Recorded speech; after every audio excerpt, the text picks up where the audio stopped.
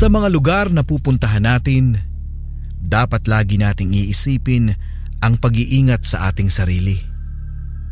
Dapat nagiging respetado tayo at itinuturing na sagrado o hindi sa atin ang lugar na iyon. Dahil baka mamaya, ang akala mong ayos pala ay siyang magdadala sa iyo sa kapahamakan. Pakinggan ang istorya ni Jules dito sa Lihim ng Gabi. Haunted Billboard. Kayo ay nakikinig sa Lihim ng Gabi.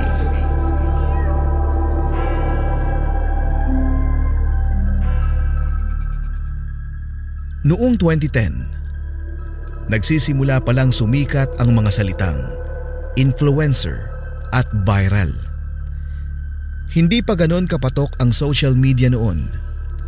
Pero kapag may nausong content, ramdam na ramdam mong malakas ito. Sobrang lakas ng impact. Para bang may mga sariling buhay ang mga litrato at video na kumakalat. Ang pangalan ko ay Jules. 21 taong gulang noong mga panahong iyon. Mahilig din akong kumuha ng mga litrato sa horror theme at sa lahat ng mga bagay na sa pananaw ng ibang tao ay weirdo. May dati akong vlog channel kung saan ako nagpo-post ng mga urban legends sa Manila, mga creepy na litrato at kung minsan video reactions din sa mga kwento na may kinalaman sa multo. Hindi pa uso noon ang TikTok, pero sa Multiply, Tumblr at Facebook groups medyo may pangalan ako. Sapat na para maimbitahan sa mga underground film events at soft launch ng indie horror films. Nagsimula ang lahat ng karanasan kong ito sa isang billboard sa EDSA. Malapit lang yon sa Cubao. Yung tipong kahit stuck ka sa traffic, mapapatingin ka talaga doon. Simple lang naman ang design nun. Kulay itim ang background. Pagkatapos may mukha ng isang babae. Hindi sikat na artista. Hindi rin kilala sa indie scene. Pero yung mga mata niya, Diyos ko, parang buhay talaga. Kahit sa mismong picture lang, buhay na buhay. Parang sinusundan ka rin ng tingin kahit nasa ang parte ka ng kalsada. Ang sabi pa ng caption ng billboard, mata ng gabi, malapit na. Hindi ka makakatulog. May maliit na logo ng isang pelikula sa ibaba. Indie horror daw. Nag-viral agad ang nasabing bulletin, lalo na sa forums at mga FB groups na mahilig sa kababalaghan. May mga nagpo-post ng pictures nila sa tabi ng nasabing billboard. Nagtatag pa nga ng isang challenge, #EDSAStareChallenge. Siyempre, hindi ako magpapahuli. Noong gabi ng March 17, sa parehong taon, bumaba ako ng MRT sa Santolan Station. Bitbit ko ang aking tripod. Naglalakad ako papunta ng EDSA, tapos ay pumwesto na ako sa tapat ng billboard. Maliwanag ang ilaw nun. Yung klase ng liwanag na masyadong kulay puti, para kang nasa loob ng ospital. Pinagpawisan ako ng mga sandaling iyon, kahit malamig naman ang ihip ng hangin. Nag-set ako ng 10 seconds sa self-timer. Ngumiti ako ng konti bago ko kinlik ang shutter. Pagkatapos kong makita ang kuha ng litrato sa kamera ko, kinilabutan ako. Ang ganda ng kinalabasan ng shot. Sobrang cinematic. Nakatayo ako sa harap ng billboard. At yung mga mata ng babae na nasa likod ko, nakatutok sa lente ng kamera ko. Para bang alam niyang kinukuhanan ko siya ng litrato. Nag-post agad ako sa vlog, pati na rin sa FB page ko. Ang sabi ko, Kung hindi ka kayang takutin ng babaeng ito, baka ikaw talaga ang multo. #EDSA Stare Challenge. #Mata ng Gabi. #Urban Horror.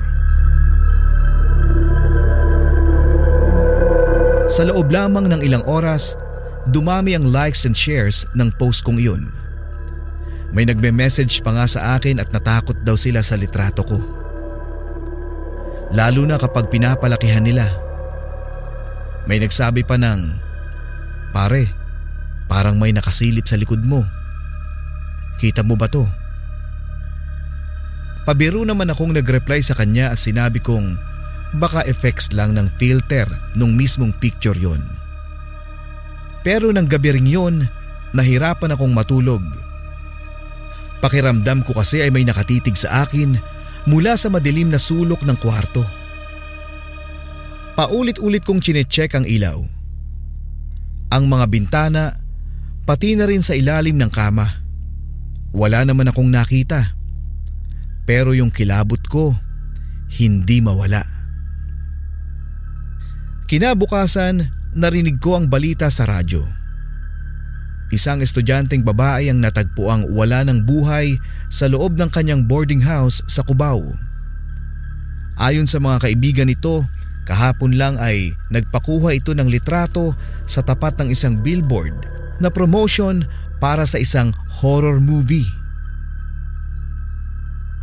Lumingon ako sa harap ng monitor ko. Naka-flash pa rin doon ang litrato ko sa harap ng billboard. Sa comment section ng post, may nagsabing, "Uy, di ba ito rin yung babaeng na balitang patay kanina?" Pinindot ko ang link na naka-attach doon. Tama nga. Isa siya sa mga naunang nag-post ng #EDSA Stare Challenge.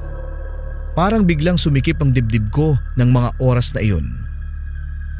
Nag-decide akong hindi muna mag-post ng mga bagong content. Pero may kakaiba ng ugnayan sa pagitan ko at ng billboard.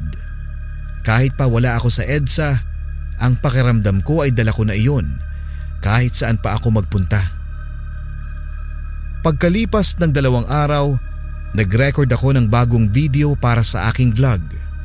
Reaction video lang sana para sa mga horror submissions. Pero habang nare-review ko ang mga bagong footage, napahinto ako bigla. Mula sa likuran ko, sa mismong gilid ng screen, napansin kong may puting figure na naroon. Manipis lang at parang hugis babae. Nakatayo lang siya. Pero hindi ko iyon pinagtuunan ng pansin. At sa halip ay binalikan ko ang eksena ko sa recording. Wala dapat akong kasama sa mga sandaling iyon. Ang pinto ay sarado ng buong oras. Hindi ko rin naramdaman na may pumasok. Ang mas nakakakilabot, sa susunod na clip, lumapit pa siya sa akin. Mas kita ko na ang kalahati ng kanyang muka. Wala siyang mata. Dahil doon ay tuluyan na akong tumigil sa pag-i-edit. Tinanggal ko ang clip. Pero bago ko isara ang aking computer, may nag-pop up na bagong comment sa litrato ko sa billboard. Ang sabi, "Nasaan na ang mga mata mo, Jules?"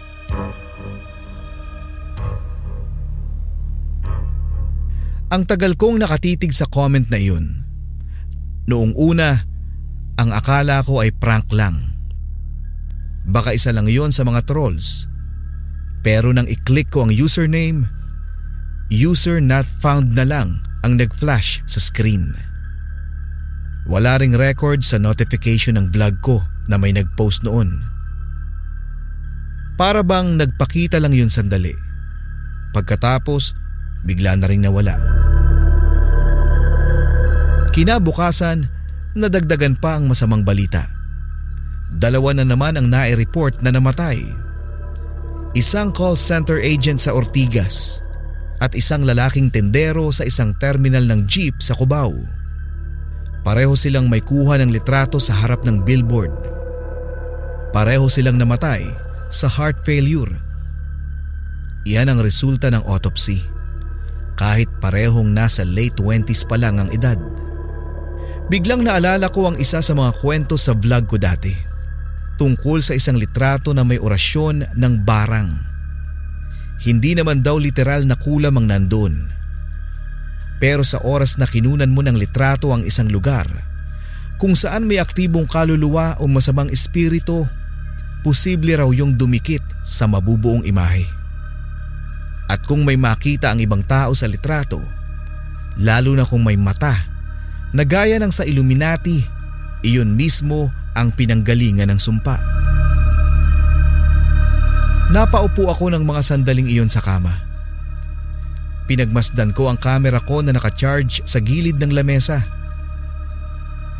Bigla akong natakot sa sarili kong equipment. Kinausap ko ang isa kong kaibigan, si Marlon. Dati kong kaklase sa college na ng mga panahong iyon ay nagtatrabaho na bilang assistant manager sa isang production house. Mahilig din siya sa horror at mga urban legends. Pinakita ko sa kanya ang sarili kong mga litrato, pati na ang mga raw footage ng video kung saan lumitaw ang puting figura. Tahimik lang siya habang pinapanood ang buong video. Hindi siya agad na umimik, pero nakita ko sa mukha niya na hindi siya komportable. Ang sabi ni Marlon, "Pare, may narinig ka na bang boses na bumubulong? O di kaya naman ay parang may kamay na humahawak sa iyo habang natutulog ka?" Napakagatlabi ako nang ma-realize ko ang isang bagay matapos niyang itanong yun. Ang sabi ko sa kanya, "Oo." Parang may malamig na kamay na nakapatong sa binti ko gabi-gabi. Hindi ako makatulog ng tuloy-tuloy dahil dun. Tumango siya. Parang inaasahan na niya ang naging sagot ko. Ang sabi ulit ni Marlon, "Alam mo ba ang kwento tungkol sa mata ng gabi? Hindi lang yan basta promo ng pelikula. Noon pa yan parte ng kwentuhan ng mga matatanda sa probinsya namin sa Pampanga. Tungkol yan sa isang babaeng namatay sa mismong gabi ng kasal niya.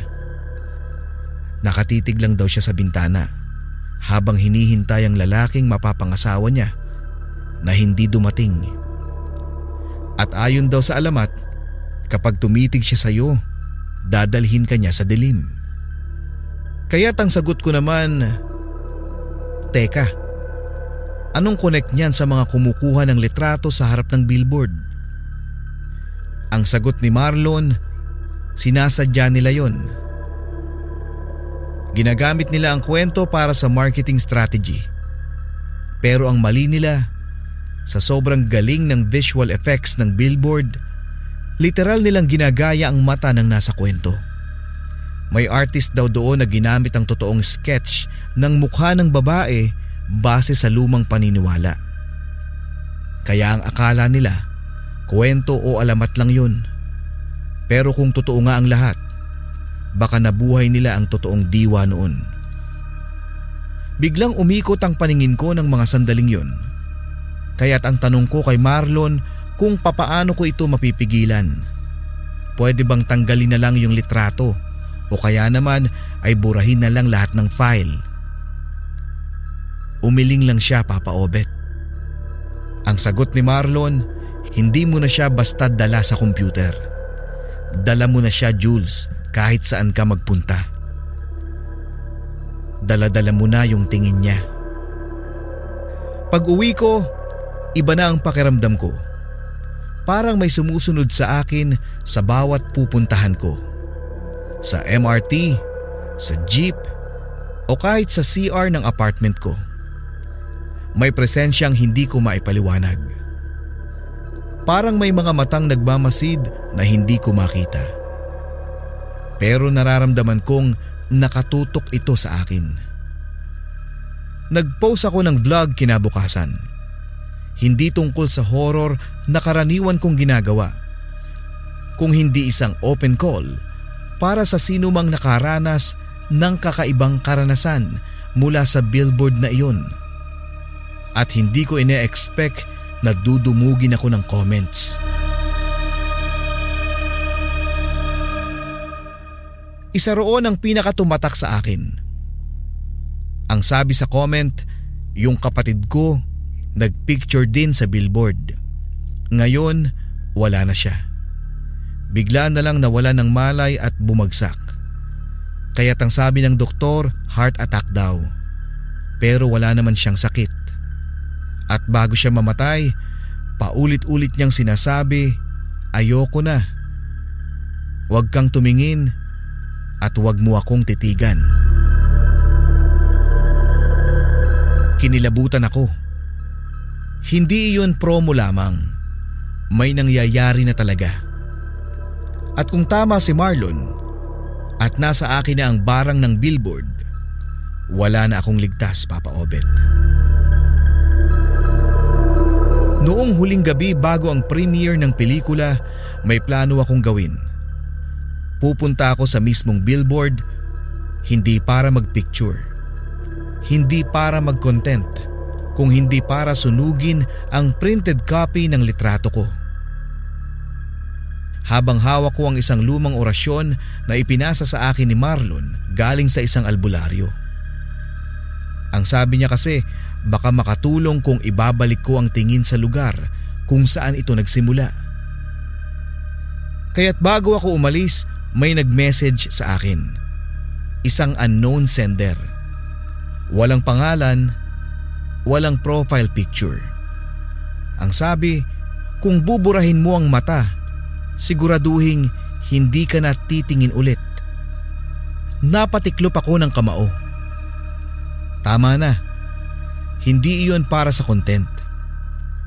Hindi iyon para sa views. Kailangan ko na yung tapusin. Gabing-gabi na nang makarating ako sa EDSA. Wala akong kasama. Ayoko nang idamay pa si Marlon at kung sino man. Bit-bit ko ang backpack kung saan naandoon ang litrato ko. Isang basong may asin at tubig at ang papel ng orasyon na isinulat mismo ng albularyong kinausap ni Marlon. Pinili ko ang oras na walang masyadong dumaraan. Mga bandang 1:00 ng madaling araw. Ang ilaw sa billboard ay nakapatay na. Pero kahit walang ilaw, kitang-kita ko pa rin ang imahe. Yung mga mata ng babaeng nasa larawan na parang nakatingin pa rin sa akin.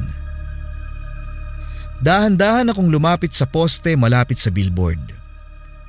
Hindi ako pwedeng makalapit mismo. Kaya naghanap ako ng pwesto sa gilid kung saan ko maihahanda ang aking mga gagawin. Sa ilalim ito ng overpass.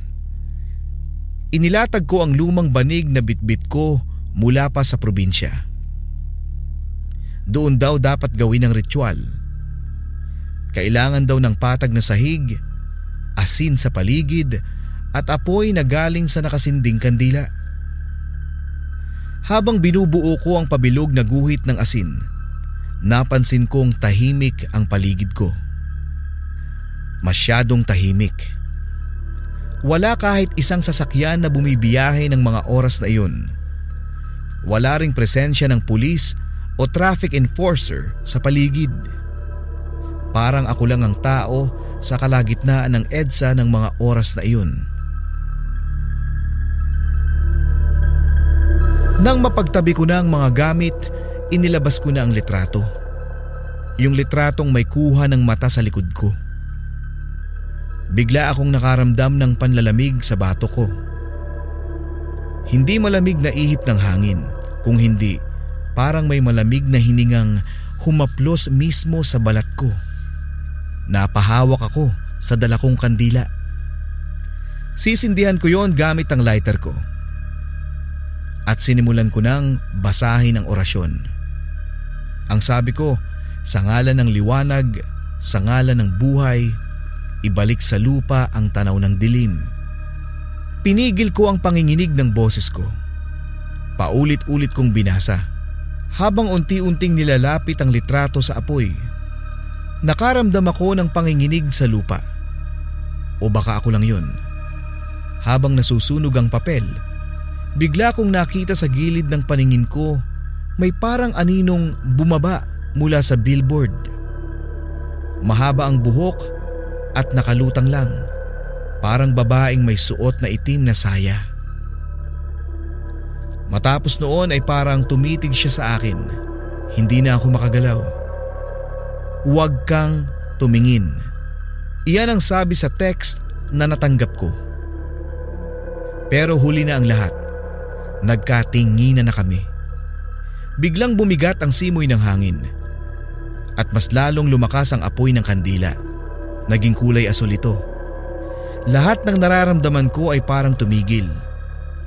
Parang wala na akong katawan at lumulutang ang diwa ko habang ang babae ay lumalapit sa pwesto ko. Hindi siya naglalakad. Hindi rin siya lumilipad. Basta unti-unti siyang dumarating. At bawat hakbang niya, parang nabubura ang tunog sa paligid ko. Doon na ako napasigaw ng mga sandaling iyon. Ang sabi ko ng pasigaw, ibinabalik na kita sa pinagmulan mo.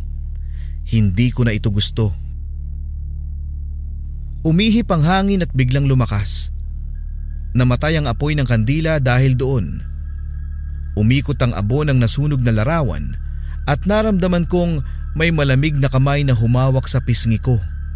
Pero hindi ako hinila. Hindi ako sinaktan. Sa halip, narinig ko sa loob ng ulo ko ang isang boses, mahinahon pero punong-puno ng lungkot.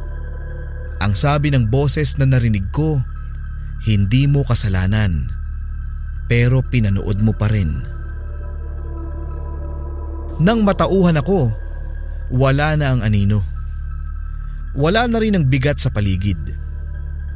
Ang billboard, maitim, parang sinunog. Wala na ang mata, wala na ang imahe. Tumayo akong nanginginig. Iniwan ko ang asin, ang kandila, pati na rin ang banig. Hindi ko na kayang dalhin pa ang lahat ng yon pagkatapos ng mga nangyari. Basta ang alam ko lang, tapos na ang lahat. Kinabukasan, headline na naman sa balita ang billboard sa EDSA na nasunog ng walang dahilan. Wala ng promotion, wala ng marketing. At ang direktor ng pelikula, nawawala daw. Biglang hindi sumipot sa press conference. May nagsabing huli raw siyang nakita sa ilalim ng billboard na may hawak na sketchbook. At hanggang ngayon, hindi pa rin siya natatagpuan.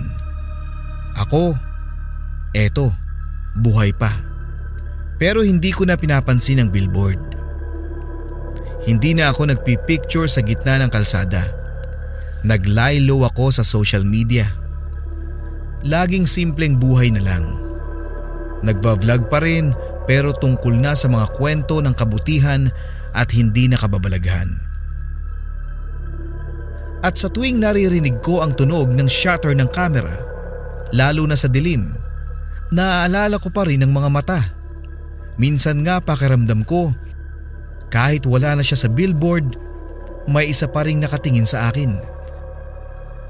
Hindi ko alam kung bakit ako bumalik sa opisina ng production house na nag-launch ng viral na billboard. Siguro para sa closure. O baka para alamin kung sino ang gumawa ng kalokohang ito. Ang kampanyang halos ikamatay ng kaibigan ko. Lumang building na iyon sa Cubao. Mula sa labas, parang inabandona na. Pero may ilaw sa loob. Pilit kong binuksan ang pinto. Nakabukas yun. Wala na ring receptionist. Walang security guard. Walang nagbabantay. Tahimik ang paligid. Dahan-dahan akong naglakad sa koridor, hawak ang lumang USB na naibigay sa akin ng isang insider sa industriya. At ayon sa kanya, iyon daw ang orihinal na pitch presentation ng kampanya. Hindi raw naipakita sa publiko. Hindi rin inaprubahan ng production house. Pero may isang direktor ang nagpumilit. kahit na hindi iyon greenlit, si Direk Jomar. Pumasok ako sa conference room at sinaksak ang USB sa lumang laptop na nasa mesa. Binuksan ko ang file, nakalagay Campaign Draft Final.mp4. Nagplay ang video. Mga boses ng babae na pamilyar at mahinahong nagsasalita. Ang sabi, ang mata ng pelikula ay hindi lamang tumitingin, nang hihigop, nang aakit. Lulunurin ka sa atensyon hanggang ikaw ay maging bahagi ng kanyang istorya. Hindi ka na manonood. Ikaw na ang panonoorin. At nag-cut sa isang sketch ng billboard na may mata ng isang babae. Sa pagitan ng mga billboard lights, may linya sa baba na hindi ginamit sa actual na campaign. Ang sabi ng mga linya, tumingin ka at mag-ingat ka, baka hindi na siya tumigil. Pagkatapos, isang clip na raw footage din, isang babaeng nakadamit na luma. Kahawig sa aninong nakita ko.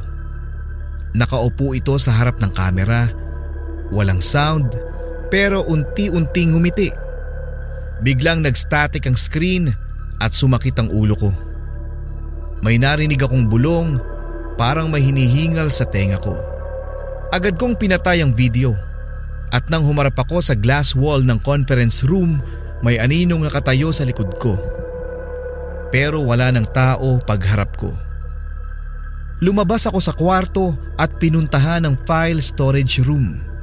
Doon ko nakita ang lumang scrapbook ng campaign materials. May mga clippings ito, may mga Polaroid at isang lumang sulat kamay na memo mula sa production head. Ang nakalagay, hindi natin itutuloy ang campaign. May nangyaring masama sa crew sa loob ng editing room. Hindi iyon normal. Sa huling pahina, may papel na may nakasulat sa lapis. Halos hindi na mabasa. Ang nakalagay, si Direk Jomar ay hindi na bumalik. Ang babaeng ginamit niya para sa billboard, hindi siya artista. Hindi siya totoo. Binalot ako ng matinding takot. Lumabas ako ng building na nanginginig. Sa jeep pa uwi, binuksan ko ulit ang USB gamit ang cellphone ko. Isang hidden folder ang lumabas at ang nakalagay, "Do not open." Siyempre binuksan ko ito. Isang litratong nag-flash sa screen. Black and white. Parang ipinakita ang orihinal na imahe ng babaeng nasa billboard. Yung hindi gawa ng graphic artist. Isang lumang larawan mula 1940s na nahanap daw ni Direk sa isang bangungot niya. Oo, ganun mismo ang caption sa metadata. Ang nakalagay, Dream Capture _04-13-1940. Kinilabutan ako. Paano nagamit sa modernong billboard ang isang imahe mula sa panaginip? Ang sagot, walang nakakaalam. Pero isang bagay ang malinaw, may masama sa likod ng campaign at hindi lang ako ang nakaligtas. Marami pang iba ang naapektuhan. Ang multong babae sa billboard, hindi siya fiction. Isa siyang nilalang na ginising ng labis na exposure. Nilalang na tumitingin pabalik. Pagbisita ko kay Marlon, ibinahagi ko ang lahat. Tahimik lang siya. Pero may sinabi ako sa kanya bago ako umalis. Ang sabi ko, "Marlon, minsan, hindi dapat ginagawa ng marketing ang hindi dapat ginagalaw. Lalo na kung hindi lang mata ang nakakakita."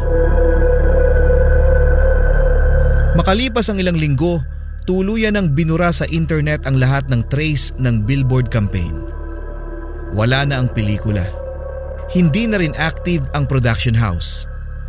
Pero minsan, sa gitna ng traffic sa EDSA, may ilang mga driver ang nagsasabing may nakikita silang mata sa isang abandonadong billboard. Parang sinadyang hindi matanggal. At kapag may kumuha ng litrato, kadalasan nabubura ang mukha nila sa larawan. Kahit selfie. At minsan, may bagong mukha na lumalabas sa tabi ng kumuha. Isang babaeng nakangiti at nakatingin.